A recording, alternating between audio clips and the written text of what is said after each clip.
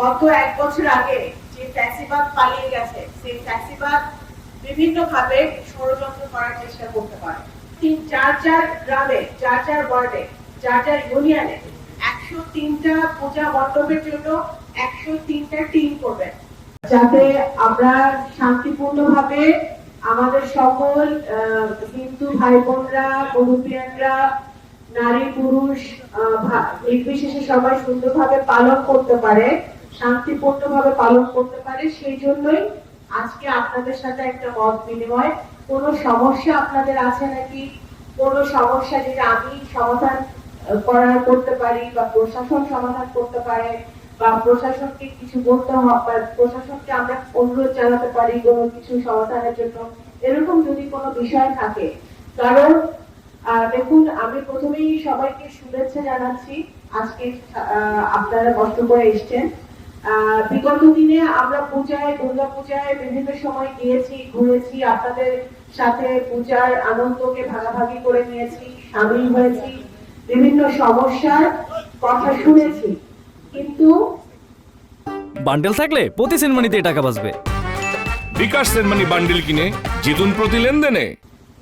এই শারদীয় দুর্গা পূজায় আপনারা জানেন বহু ঘাট প্রতিঘাত পেরিয়ে কিন্তু বাংলাদেশ 2025 সালে একটা জায়গায় এসে দাঁড়িয়েছে, ঠিক আছে?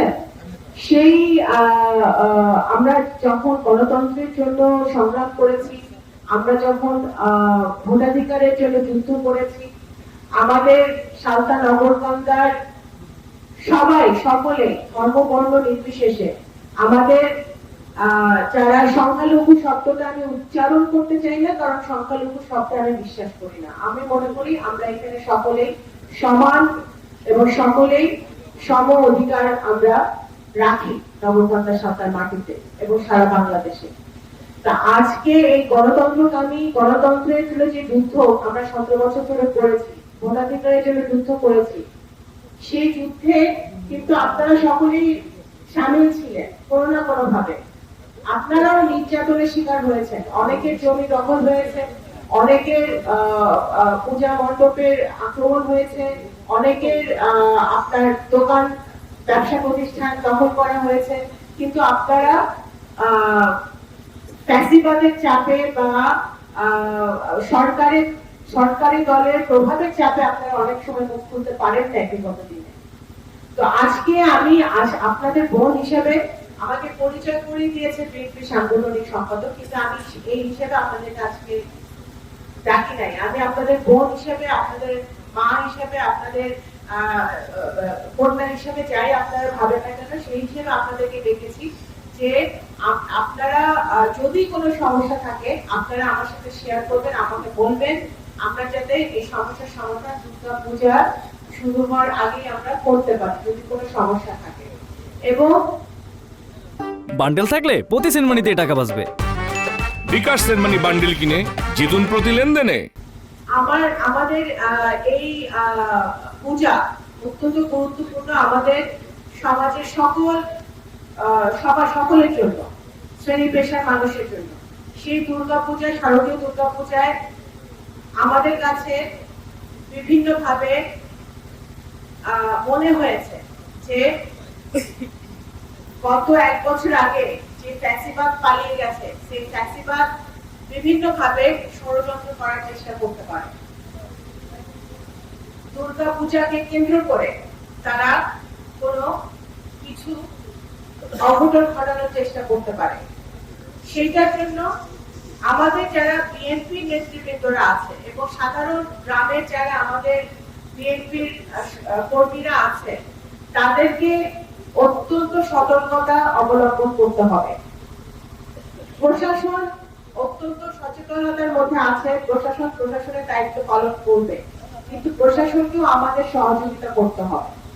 আমি ডাইনে বায়ে যারা আছে তাদেরকে আমি বলতে চাই যে আপনারা দয়া করে এই যে 5ই আগস্টের পরে নগরকান্দা সালতায় কিন্তু আল্লাহর রহমতে কোনো অঘটন ঘটে নাই, কোনো আমার হিন্দু ভাইদের উপরে কোনো আক্রমণ হয় নাই। গত 5ই আগস্টে শেখ হাসিনা পালিয়ে যাওয়ার পরের ঘটনা ঘটতেছে, হয়েছে? কোথাও নগরকান্দা সালতায় কোনো ঘটনা ঘটেছে?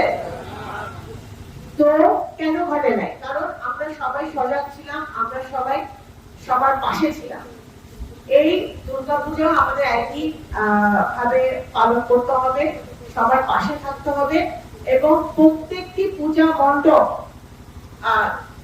আমাদের ওয়ার্ডের যারা বিএনপি কর্মীরা আছে তারা পাহারা দিতে হবে। পাহারা কিভাবে দিবেন? 103টা পূজা মণ্ডপ হবে আমাদের 2 উপজেলা মিলে, পৌরসভা মিলে। সেই 103টা পূজা মণ্ডপে এখানে আমার ডাইনের বাইরে বিএনপি নেতারা বসে আছে, তাদেরকে আমি বলবো আপনারা আজকে বাসায় গিয়ে 103 যার গ্রামে, যার ওয়ার্ডে, যার ইউনিয়নে 103টা পূজা মণ্ডপের জন্য 103টা টিম করবেন, 103টা টিম করে দিবেন। তো টিমের মধ্যে 2 জন থাকতে পারে, 3 জন থাকতে পারে, 4 জন থাকতে পারে। আমাদের যারা ইয়াং জেনারেশন, আমাদের যারা ভাইরা আছে তাদেরকে নিয়ে টিম করবে, যারা সারা রাত জেগে পূজা মণ্ডপ পাহারা দিবে। কোন ফ্যাসিবাদের দোষর, কোন 2 নাম্বার লোক যারা আমার নগরকান্দা সাঁতার মাটিতে কোনো অঘটন ঘটাতে চায় বা আমাদের ক্ষতি করতে চায়, সেটা আমরা হতে দিব না। আপনারা যেমন এই রমজান মাসে ঈদে, তারপরে কোরবানি ঈদে যেমন আপনারা শামিল হন, আমাদের মুসলমান ভাইরাও, আমাদের যারা বিএনপি নেতা কর্মীরা আছে তারাও ধর্ম বর্ণ নির্বিশেষে এই দুর্গাপূজায় আপনাদের সাথে শামিল হবে, আমরা সকলে শামিল হব। সুতরাং এই 103টা টিম 28 তারিখ থেকে, তো না 28 তারিখ থেকে 2 তারিখ, 28 তারিখের আগে আগামী 2 দিনের মধ্যে, এটা খুব একটা কঠিন না, আপনারা যে যার গ্রামে যদি করেন এটা 1 দিনের মধ্যেই করে ফেলা যায়। আপনারা পূজার মণ্ডপের মন্দিরের দায়িত্বে যারা আছে তাদের সাথে সমন্বয় করে 2 জন 3 জনের টিম করে দিবেন 103টা, এবং এই 103টা টিমের লিখিত কপি আমাকে আগামীকালকে রাতের মধ্যে জমা দিবেন, যাতে আমিও আমার মতো করে, আমার মুরব্বিয়ানরা ঠিক মতো পূজা পালন করতে পারছে নাকি, ভাই বোনরা পূজা পালন করতে পারছে নাকি, আমিও আমার মতো করে খোঁজ খবর রাখতে পারি। সেই কারণে এই 103টা টিমের তালিকা আগামীকাল রাত 12টার আগে আমার হাতে আসতে হবে, ঠিক আছে? অবশ্যই মোবাইল নাম্বার সহ, মোবাইল নাম্বার না থাকলে আমি যোগাযোগ করতে পারবো না, মোবাইল নাম্বার সহ। এবং টিমে যাদেরকে রাখবেন তারা যেন অবশ্যই মানে আমাদের বিএনপির নেতা কর্মীরা যারা রাত জাগতে পারে, আমাদের ইয়াং জেনারেশনের মধ্যে রাখলে ভালো হয়। এবং সেটা অবশ্যই পূজা মণ্ডপে যারা দায়িত্বে আছেন, মন্দিরের দায়িত্বে আছেন, ওনাদের সাথে সমন্বয় করে আপনারা ওনাদের সাথে কোনো ঝামেলা তারা দেখেন, সাথে সাথে প্রশাসনকে জানালো এবং প্রশাসন নিশ্চয়ই সেই ব্যবস্থা তারা নেবে যদি কোনো সমস্যা। আমি আসলে এই কথাগুলো বলার জন্যই স্বাগত বক্তব্যটা রাখতে চাচ্ছি না, যে এই আমরা চাই যে আমরা শান্তিপূর্ণভাবে, নগরকান্দা সাতটা পৌরসভার মানুষ শান্তিপূর্ণভাবে পূজা পালন করুক, আনন্দের সাথে, উৎফুল্লতার সাথে পূজা পালন করতে পারুক। তো সেই জন্য আমি আপনাদেরকে ডেকেছি। অসংখ্য ধন্যবাদ। আবার শারদীয় দুর্গা পূজায় সকলকে আমি শুভেচ্ছা জানাই। আমার তরফ থেকে, বাংলাদেশ জাতীয়তাবাদী দলের তরফ থেকে, আমার পরিবারের তরফ থেকে আমি আপনাদের সকলের প্রতি রইল অনেক অনেক ভালোবাসা এবং শুভেচ্ছা। ভাই বয়সটা কত ভাই? এই বয়সে কি আপনি জানামি করেন নাই? ফার্স্ট টাইম করতে গিয়ে কট খেয়ে গেলাম গা ভাই। জাউরামি করার সময় মনে থাকে না তোমার যে জাউরামি করতে যেতেছি নাকি কট খেতে যেতেছি?